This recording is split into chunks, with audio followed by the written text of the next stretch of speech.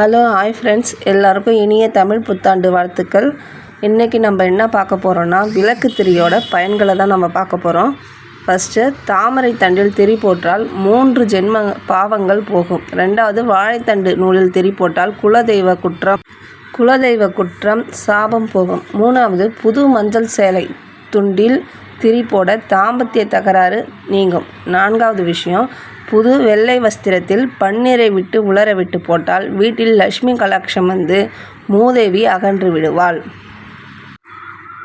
திரிக்கு விடும் எண்ணெய் பலன், இதை பற்றி நம்ம அடுத்து பார்ப்போம். இப்போ என்ன திரி போட்டால் என்ன பலன் பார்த்தோம். நெக்ஸ்ட்டு நம்ம என்ன பார்க்க போகிறோன்னா, நெய் விட்டு நம்ம திரி எண்ணெய் விட்டு விளக்கு ஏற்றும் போது நமக்கு லக்ஷ்மி கலாட்சம் கிட்டும்.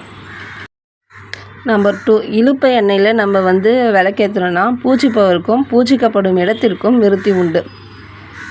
அடுத்ததாக 3வதாக நம்ம விளக்கெண்ணெயை விட்டு நம்ம விளக்கேற்றும் போது நம்மளுடைய துன்பங்கள்லாம் விலகும்.